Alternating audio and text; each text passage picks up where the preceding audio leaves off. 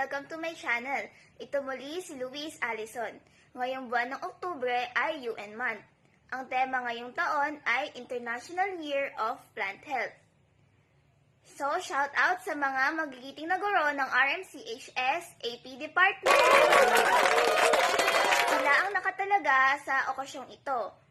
Isa sa kanilang mga patimpalak ay ang Dish Garden.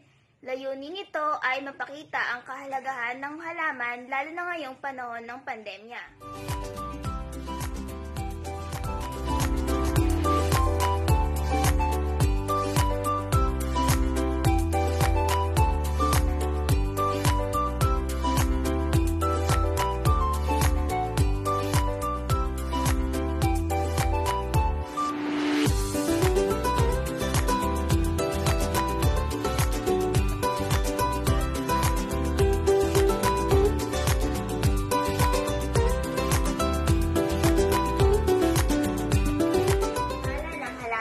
Ay plumeria.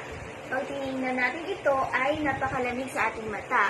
Makikita rin natin na ang mga dahon ay maliit at bilugan. Meron din itong mga health benefits para sa atin. Isa na dito ay nakakatulong ito sa pag-prevent ng heat stroke at isa itong traditional medicine. Palaya, ang halamang ito ay gumagapang.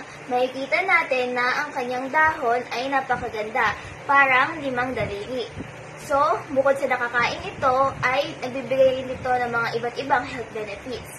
Gaya na lamang ng nagpapababa ito ng ating blood sugar level at meron din itong cancer-fighting properties at marami pang iba.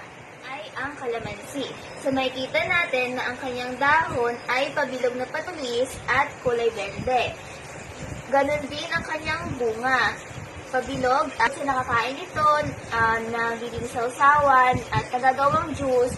Ang ibang mga health benefits nito ay nakakapag-boost ito ng ating immunity, glucose, insulin, and cholesterol levels. Naman ay ang coleus. So, ang halamang ito ay napaka-attractive. Makikita natin na meron siyang dalawang kulay. Ang kulay sa loob ay ang maroon at meron siyang parang border na color green naman.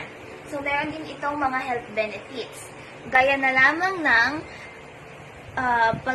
nakakapag-treat ito ng heart disorders like high blood pressure and chest pain. Ay ang balsam.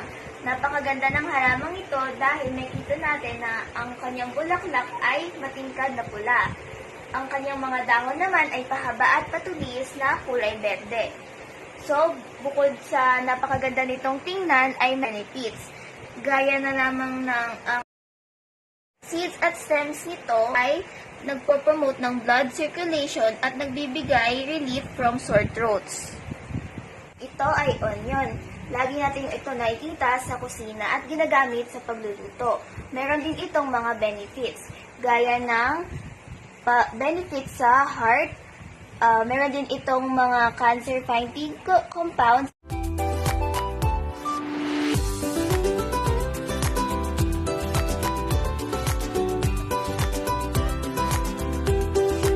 Nagawa kong lalagyan ng dish garden. So, makikita nyo na ang mga ginamit ito lang sa bahay, gaya ng plastic tray, egg tray, tsaka plastic plate. So, ngayon, tap siya ng lupa.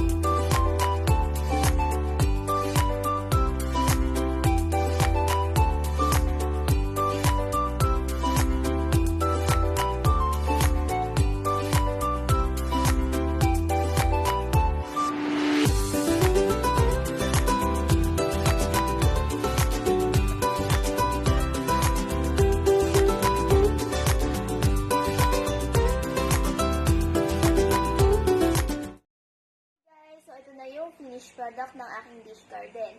Sana nagustuhan ninyo at ang pinakamahalaga ay natutunan ninyo kung ano ang kahalagahan ng halaman. Dahil nakapagbigay ito ng oxygen sa atin, napapaganda nito ang ating kapaligiran, at bukod pa dito, nagagamit natin ng ibang mga halaman sa pagkain at panggamot. Kaya, kailangan natin pahalagahan ang mga halaman, lalo na ngayon sa panahon ng pandemya. For suggestions on my next vlog, please comment down below. And if you're new to my channel, please like, share, subscribe, and click that bell button.